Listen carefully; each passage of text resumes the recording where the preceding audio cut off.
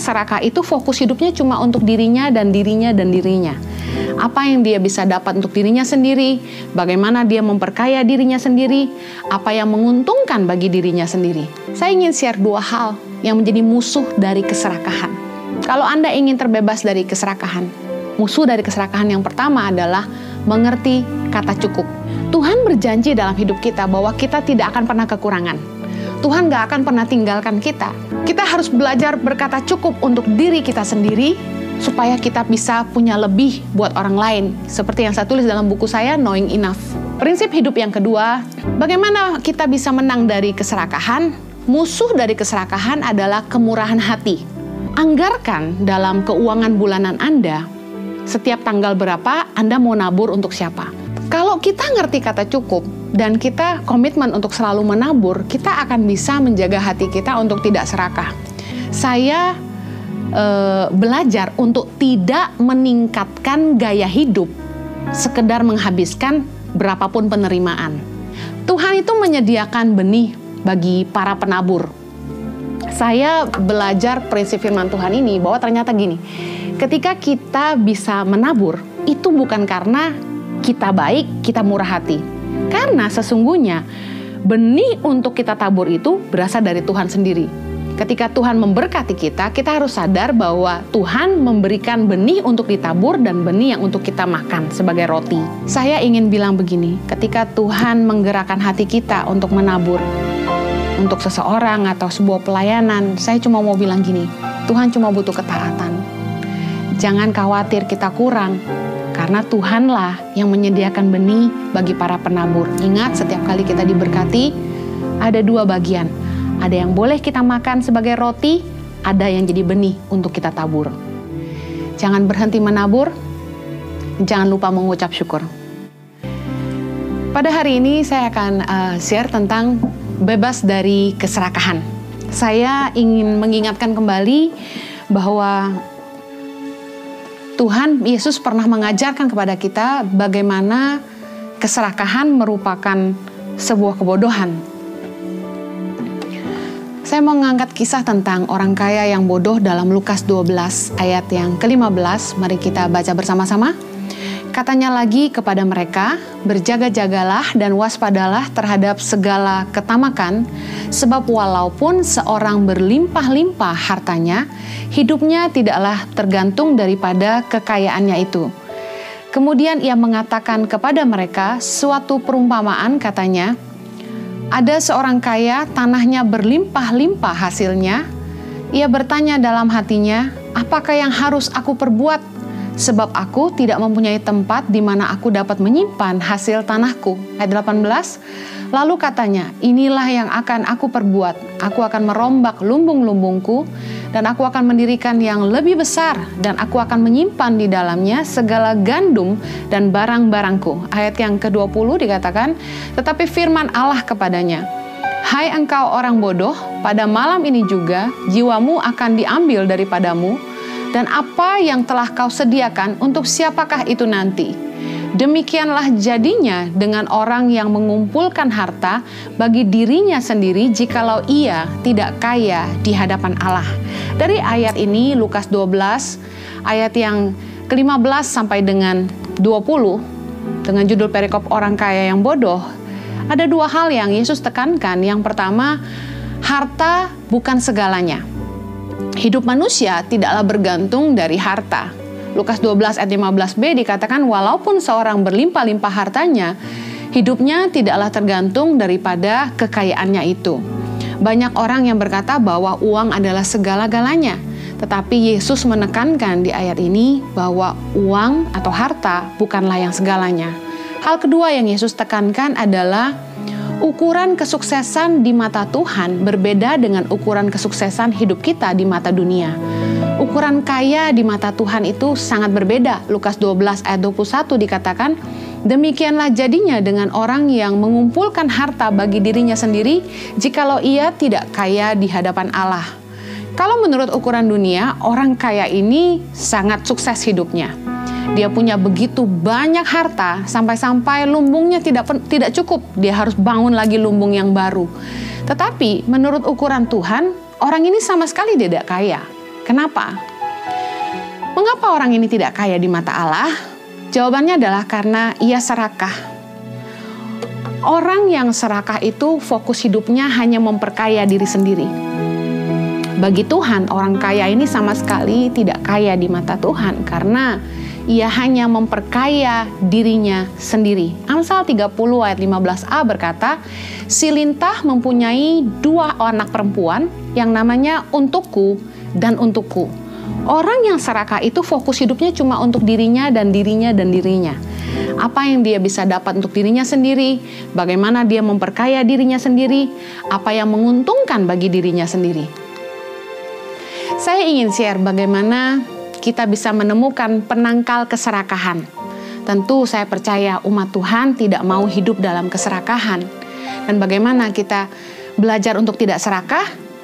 Kuncinya adalah belajar untuk tidak hidup untuk diri sendiri. Jangan fokus memperkaya diri sendiri, jangan mementingkan diri sendiri, dan belajar menempatkan orang lain lebih utama daripada kita. Filipi 2 ayat yang keempat berkata begini, "Dan janganlah tiap-tiap orang hanya memperhatikan kepentingannya sendiri, tetapi kepentingan orang lain juga." Kunci dari bebas dari keserakahan adalah kita harus belajar tidak hanya memikirkan kepentingan kita sendiri, tapi memikirkan kepentingan orang lain, memikirkan kepentingan orang banyak. Ketika dalam hidup ini seseorang diberikan kesempatan untuk memperoleh sebuah jabatan yang tinggi dan dipercaya atas nasib hidup orang banyak, harusnya dia memikirkan apa yang dia harus lakukan untuk memajukan kehidupan orang banyak, apa yang dia harus lakukan untuk kepentingan hidup orang banyak. Tapi sayangnya kebanyakan orang ketika mereka mendapat sebuah jabatan yang mereka pikirkan berapa keuntungan yang mereka bisa dapatkan. Ketika ada yang punya kepentingan, pasti ada yang dikorbankan. Yakobus 3:16 berkata, "Sebab di mana ada iri hati dan mementingkan diri sendiri, di situ ada kekacauan dan segala macam perbuatan jahat." Ketika ada intrik-intrik kepentingan diri sendiri, orang akan mulai mengorbankan yang lain supaya dirinya diuntungkan. Saya keliling Indonesia berusaha menolong anak-anak di pedalaman untuk bisa sekolah. Tantangan-tantangan yang kami hadapi cukup banyak dan salah satunya yang sangat-sangat mengganggu adalah ketika kami bertemu dengan orang-orang yang punya jabatan tetapi punya kepentingan. Bukannya mereka menolong kami supaya bisa mensejahterakan masyarakat mereka, tapi justru sebaliknya. Orang-orang yang punya kepentingan, baik politik maupun agama, yang justru menjadi penghalang dalam sebuah gerakan di dalam mengentaskan kemiskinan di rakyat Indonesia. Saya sayangkan, saya percaya harusnya ketika kita mengedepankan kepentingan orang banyak, kita harusnya bisa menyingkirkan semua kepentingan diri sendiri. Saya ingin share 2 hal yang menjadi musuh dari keserakahan. Kalau Anda ingin terbebas dari keserakahan, musuh dari keserakahan yang pertama adalah mengerti kata cukup. Ibrani 13 ayat yang kelima dikatakan begini, "Janganlah kamu menjadi hamba uang, dan cukupkanlah dirimu dengan apa yang ada padamu. Karena Allah telah berfirman, aku sekali-kali tidak akan membiarkan engkau, dan aku sekali-kali tidak akan meninggalkan engkau." Tuhan berjanji dalam hidup kita bahwa kita tidak akan pernah kekurangan. Tuhan gak akan pernah tinggalkan kita. Dan kalau kita tidak mau jadi hamba Tuhan, firman Tuhan dalam Ibrani 13 ayat 5 berkata, kita harus belajar mencukupkan diri kita dengan apa yang ada. Kita harus belajar berkata cukup untuk diri kita sendiri, supaya kita bisa punya lebih buat orang lain. Seperti yang saya tulis dalam buku saya, Knowing Enough. Saya ingin mengajarkan sebuah prinsip yang saya hidupi. Yang pertama, ambil secukupnya. Saya ingin kasih contoh dalam khotbah ini, hal-hal praktikal yang saya lakukan dalam hidup saya sehari-hari. Hal yang pertama yang saya lakukan tentang prinsip hidup ambil secukupnya adalah setiap kali saya diberi berkat berupa makanan atau apapun oleh siapapun, saya hanya mengambil yang secukupnya untuk saya. Saya akan kasih contoh makanan. Ketika mama saya kirim makanan ke rumah, mama saya kirim 3 loyang kue. Yang saya lakukan adalah saya buka salah satunya dan kemudian saya potong seberapa banyak yang dibutuhkan untuk orang-orang yang tinggal bersama saya. Kemudian sisanya saya bagikan ke anak-anak di asrama maupun staf di kantor kalau itu cukup. Saya lihat seberapa banyak yang saya bisa bagikan, lalu saya akan bagikan untuk yang lainnya. Jarang sekali saya mau menyimpan makanan di freezer karena saya pikir makanan yang fresh selalu yang terbaik. Makan itu ada batasnya. Kita nggak mungkin bisa makan semua makanan. Bayangkan kalau mama saya kirim 3 loyang kue dan berpesan, jangan bagi-bagi ya. Mana mungkin saya bisa makan 3 loyang makanan. Saya pikir saya paling hanya makan 1 potong atau 2 potong dengan kopi di pagi hari. Nikmat bukan? Daripada disimpan-simpan di kulkas, belum tentu juga ingat, belum tentu juga dimakan. Jadi saya selalu berpikir lebih baik dibagikan kepada yang membutuhkan. Anak-anak kos contohnya. Kemudian, belajar berkata cukup. Prinsip hidup saya tentang mengambil yang secukupnya adalah setiap kali saya menerima kado dari siapapun, kalau saya melihat bahwa kado yang diberikan itu saya tidak butuh, saya akan menyimpannya dalam keadaan baru, supaya sewaktu-waktu saya bisa memberikan kepada siapapun yang butuh. Anda tentu pasti senang diberi barang yang baru. Oh Bu Heni, barang yang dikasih yang murah-murah. Oh tidak, yang dibutuhkan atau tidak. Meskipun tas itu bermerek, kalau saya rasa saya tidak butuh, saya akan simpan dan bagikan ke staf-staf saya. Mungkin jadi kado buat hari ulang tahun mereka. Kalau Anda ingin hemat, sebenarnya Anda tidak harus selalu membeli kado. Dengan menyisihkan berkat-berkat yang Anda terima, sehingga seandainya Anda tidak mau pakai, Anda bisa simpan dalam keadaan baru dan Anda bisa berikan kepada orang lain yang lebih butuh. Anda juga akan menghemat juga. Ambil secukupnya. Yang berikutnya adalah, saya percaya Anda pernah lihat ketika anak-anak kecil dibawa makan bersama-sama satu meja, mereka biasanya cenderung mengambil makanan yang mereka suka banyak-banyak. Misalnya contoh,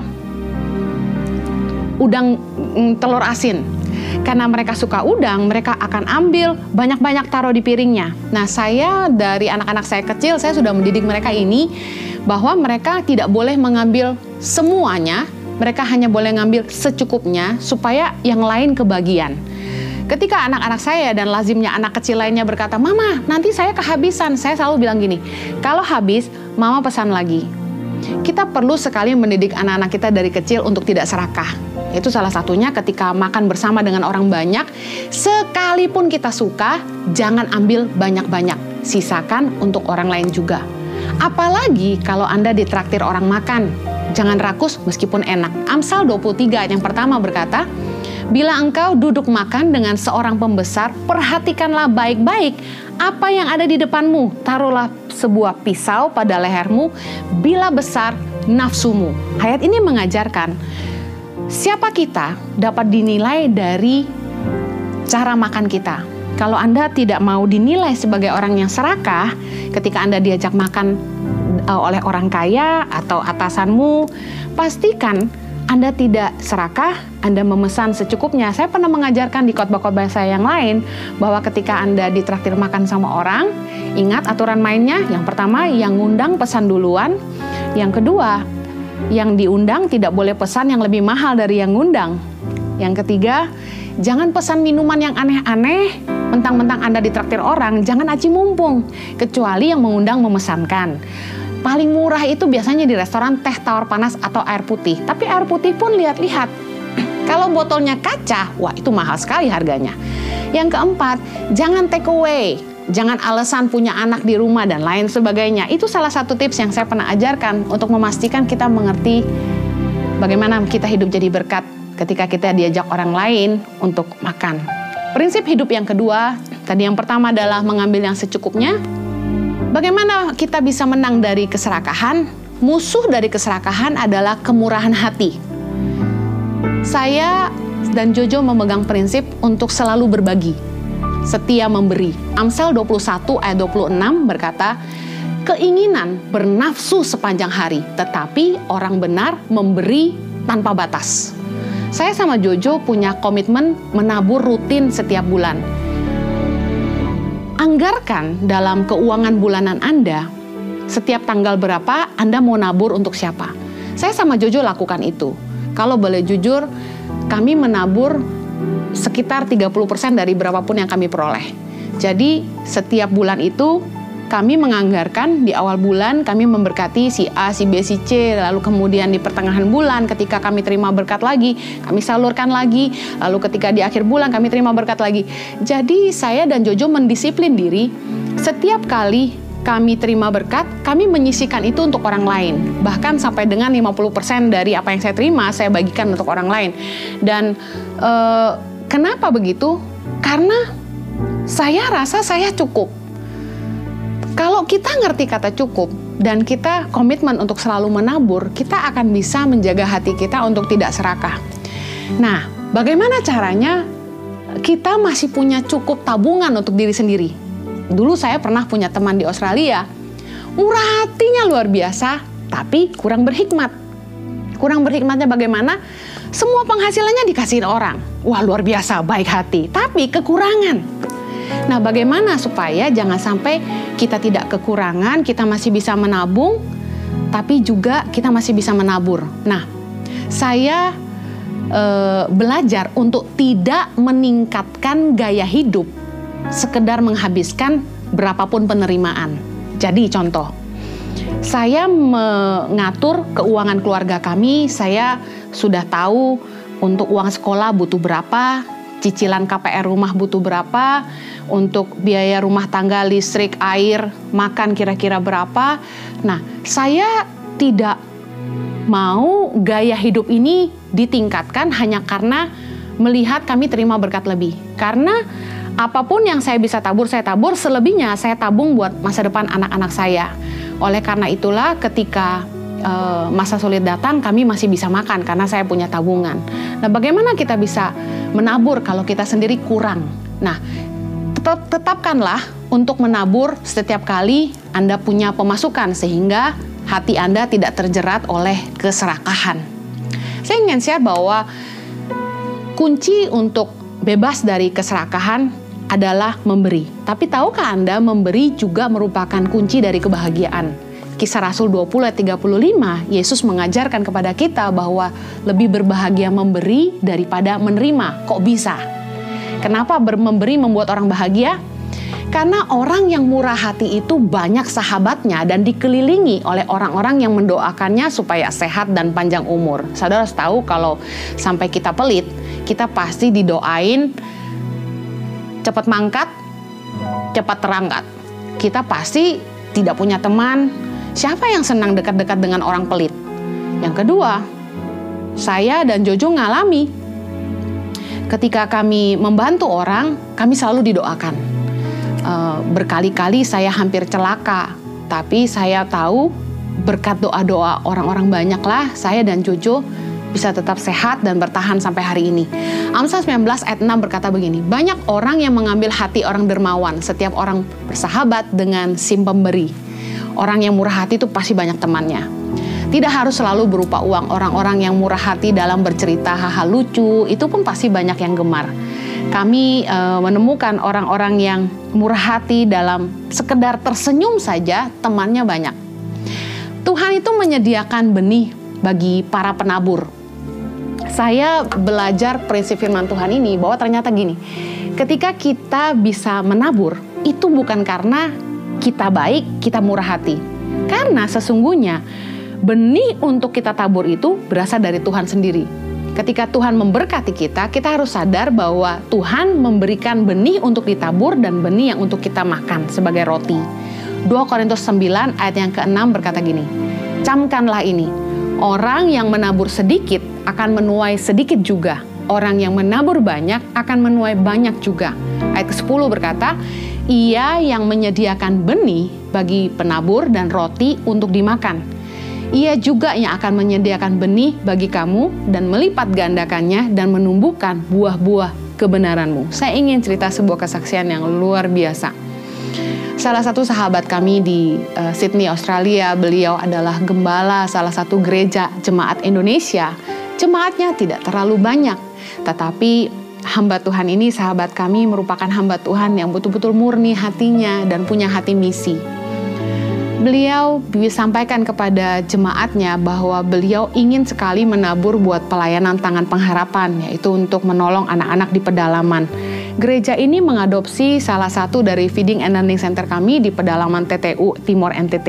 Nah, ketika niatnya ini disampaikan di depan jemaat, para penatua gereja ini datang menghampiri gembala ini setelah ibadah dan marah sama dia. Kenapa? Karena ternyata gereja ini sedang berencana membeli sebuah gereja. Karena mereka belum punya tempat ibadah sendiri, mereka masih menyewa. Nah, di saat dimana mereka harus beli gedung gereja, gembalanya ini malah memilih untuk komitmen menabur setiap bulan buat Tangan Pengharapan. Ketika ditegur oleh para penatua,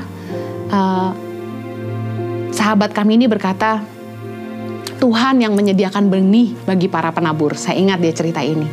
Apa yang terjadi? Minggu depannya, sepasang suami istri mendatangi beliau dan berkata begini, Pak, Tuhan buat mujizat dalam hidup kami. Padahal kami sudah komitmen, kalaupun harus rugi, ya sudahlah. Tapi kalau Tuhan tolong, kami mau pakai ini untuk pelayanan misi. Dan luar biasa sekali, Tuhan tolong suami istri ini dan mereka bisa mendapat pertolongan Tuhan, uang mereka kembali yang seharusnya hilang. Nah, mereka datang ke gembalanya dan berkata ingin menabur ke Tangan Pengharapan melalui gerejanya, karena mereka mendengar gembalanya berniat menabur setiap bulan untuk pelayanan Tangan Pengharapan. Keinginan dari gembala yang menabur untuk pelayanan misi melalui Tangan Pengharapan malah ternyata membuat gereja ini tidak harus keluar uang apa-apa, karena suami istri ini yang akhirnya menaburkan dana itu di muka. Tuhan yang menyediakan benih bagi para penabur. Dan luar biasanya, suami istri ini komitmen dengan dana support 5 tahun. Saya ingin bilang begini, ketika Tuhan menggerakkan hati kita untuk menabur, untuk seseorang atau sebuah pelayanan, saya cuma mau bilang gini, Tuhan cuma butuh ketaatan. Jangan khawatir kita kurang, karena Tuhanlah yang menyediakan benih bagi para penabur. Ingat, setiap kali kita diberkati, ada 2 bagian. Ada yang boleh kita makan sebagai roti, ada yang jadi benih untuk kita tabur. Saya ingin tutup dengan ayat 1 Timotius 6 ayat 17. Peringatkanlah kepada orang-orang kaya di dunia ini, agar mereka jangan tinggi hati dan jangan berharap pada sesuatu yang tak tentu seperti kekayaan, melainkan pada Allah yang dalam kekayaannya memberikan kepada kita segala sesuatu untuk dinikmati. Peringatkanlah agar mereka itu berbuat baik, menjadi kaya dalam kebajikan, suka memberi dan membagi, dan dengan demikian mengumpulkan suatu harta sebagai dasar yang baik bagi dirinya di waktu yang akan datang untuk mencapai hidup yang sebenarnya. Pandemi berbicara banyak buat kita semua, bahwa harta tidak bisa dipegang. Jangan berharap pada sesuatu yang tak tentu seperti kekayaan, kata firman Tuhan. Hari ini banyak orang kaya yang mengalami kesusahan. Tapi jangan patah semangat, jangan patah arang. Tahukah Anda bahwa firman Tuhan mengajar kita supaya kita berbagi, kita memberi, dan kaya dalam kebajikan. Karena itulah yang akan kita tuai dalam kekekalan nanti. Hidup di bumi ini sementara, tidak ada yang bisa kita bawa mati. Apa saja yang Anda tabur di dalam hidup ini, itu yang akan Anda tuai di dalam kekekalan nanti. Jangan berhenti menabur, jangan lupa mengucap syukur.